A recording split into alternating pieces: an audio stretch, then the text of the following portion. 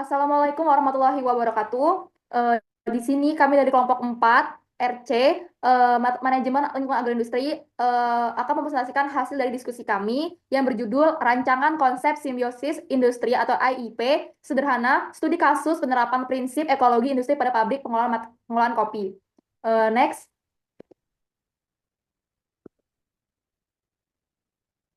Next. Next. Kelompok kami terdiri dari Anggun Dwi Pangestu selaku ketua dari kelompok 4 RC, selaku moderator juga dan pemateri. Anggotanya itu ada Arya Sukma, Mulyansyah Ahmad Rianto, Salmon Lumbanggaol, dan Sefti Andriani. Next. Materi pertama akan dijelaskan oleh Salmon, 2 slide. Kepada Salmon dipersilahkan. Baik, kita mulai dari latar belakang dari EIP ini, simbiosis industri atau EIP, sebagai solusi untuk mentransformasi sistem industri dari linear menjadi sirkular. EIP terbukti efektif menekan polusi dan biaya operasional melalui pertukaran limbah. Pabrik pengelolaan kopi dipilih sebagai fokus studi karena menghasilkan limbah organik beragam yang volumenya besar, seperti kulit kopinya, ampas, dan airnya, yang sangat potensial untuk diubah menjadi energi biogas atau briket dan bahan baku baru. Tujuan perancangan ini adalah menunjukkan bagaimana EIP dapat memaksimalkan efisiensi sumber daya dalam agroindustri di Indonesia. Kemudian tujuan dari EIP ini sendiri yang pertama merancang konsep simbiosis industri atau EIP sederhana dengan penetapan pabrik pengelolaan kopi sebagai industri jangkarnya. Yang kedua, mengidentifikasi dan menganalisis aliran limbah dari industri jangkar tersebut, limbah padat, cair, atau gas atau panas. Menentukan potensi pemanfaatan limbah tersebut sebagai bahan baku atau sumber energi oleh industri lain, guna membentuk lingkaran tertutup atau closed loop yang efisien dan berkelanjutan. Materi berikutnya akan disampaikan oleh Mulyansyah. Baik, terima kasih Salman. Di sini saya akan menjelaskan untuk selanjutnya yaitu ada ruang lingkup. Ruang lingkup studi dan perancangan konsep simbiosis industri atau EIP. Ini dibatasi pada aspek-aspek berikut ini. Ada 3 aspek, yaitu yang pertama, fokus utama, pabrik pengolahan kopi sebagai industri jangkar. Dan yang kedua, yaitu batasan analisis, hanya mencakup identifikasi 3 jenis limbah utama, yaitu padat, cair, energi, yang paling signifikan. Dan yang ketiga, yaitu perancangan, hanya mencakup usulan industri manfaatnya untuk 3 jenis limbah tersebut, serta analisis keuntungan dari aliran sumber daya yang tercipta. Oke, selanjutnya. Boleh selanjutnya. Oke. Di sini ada landasan teori, yaitu landasan teori ekologi industri atau EI adalah kerangka sistematik untuk menciptakan model industri sirkular, closed loop, di mana limbah menjadi sumber daya.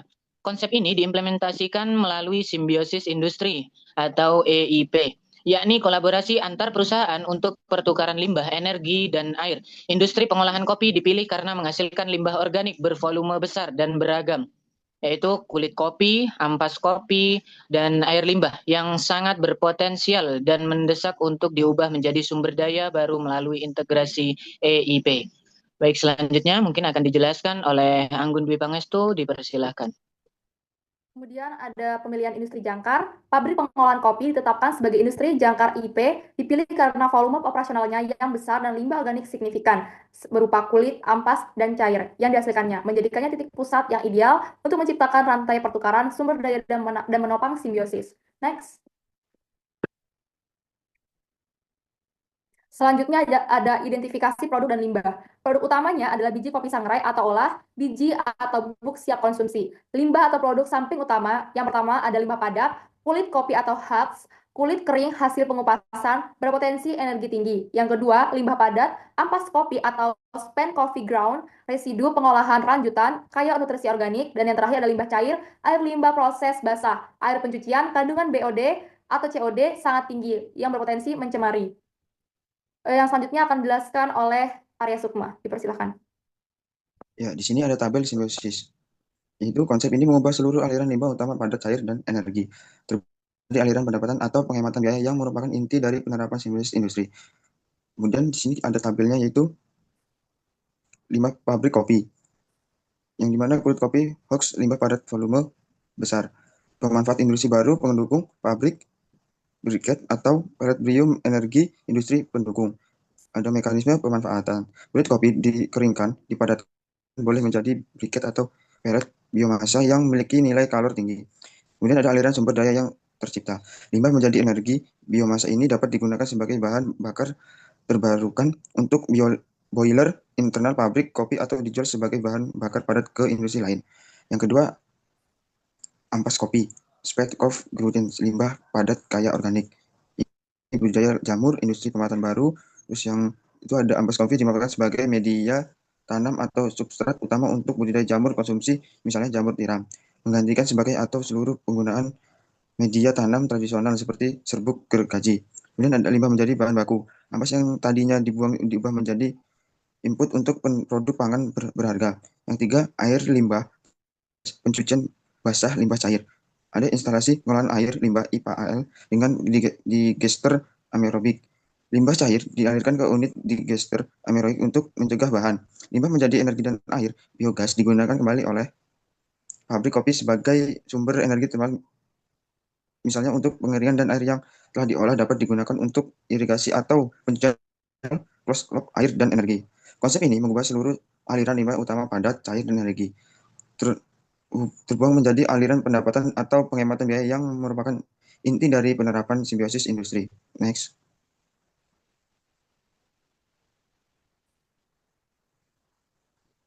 Kemudian ada diagram aliran. Pabrik kopi adalah inti EIP, kulit kopi briket energi. Ampas kopi menjadi media tanam jamur. Air limbah diolah di unit gester anaerobik untuk menghasilkan biogas, yang kemudian dialirkan kembali ke pabrik kopi, closed loop energi. Semua limbah utama diubah menjadi sumber daya mewujudkan simbiosis industri. Kemudian ada diagram aliran simbiosis industri EIP, pabrik pengolahan kopi. Pabrik pengolahan kopi yang pertama itu kopi briket atau energi. Kemudian ada unit gester anaerobik basah IPAL. Kemudian ada industri budidaya jamur dan kopi sangrai oleh atau olahan. Next. Kemudian akan dilanjutkan oleh Septi. Kemudian ada prinsip ekologi industri. Yang pertama yaitu menciptakan closed loop energi, mengubah air limbah menjadi biogas dan menggunakannya kembali di pabrik kopi. Yang kedua ada konversi waste to product, yaitu mengubah kulit kopi menjadi briket dan ampas kopi menjadi media tanam yang meningkatkan efisiensi material. Yang ketiga ada integrasi sistem, yaitu menghubungkan semua limbah ke industri pemanfaat, beralih dari sistem linear dan ke sirkular. Kemudian ada analisis keuntungan EIP, yaitu yang pertama keuntungan ekonomi atau industri, penghematan biaya, mengurangi biaya energi atau biogas dan pengolahan limbah.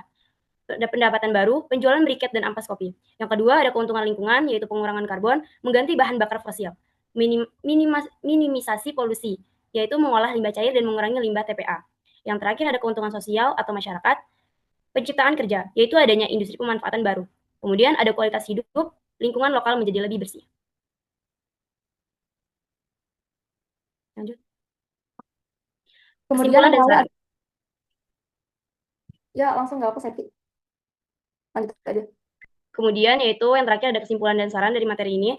Kesimpulannya yaitu rancangan EIP pada pabrik kopi berhasil mengubah limbah menjadi sumber daya bernilai atau biogas, briket, media tanam. Model ini efektif menerapkan prinsip EI sirkular dan memberikan keuntungan signifikan pada aspek ekonomi, lingkungan, dan sosial. Kemudian ada saran, yaitu prioritas selanjutnya adalah analisis kelayakan ekonomi, studi integrasi limbah lanjutan, dan penempatan kemitraan yang stabil.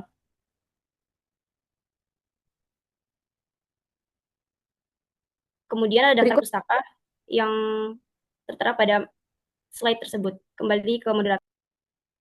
Oke, berikut hasil dari presentasi kami. Jika kami ada kekurangan atau kesalahan, kami mohon maaf. Saya selaku moderator, saya juga mohon ampun dan mohon maaf yang sebesar-besarnya. Kami akhiri dari kelompok 4. Kami ucapkan terima kasih. Wassalamualaikum warahmatullahi wabarakatuh.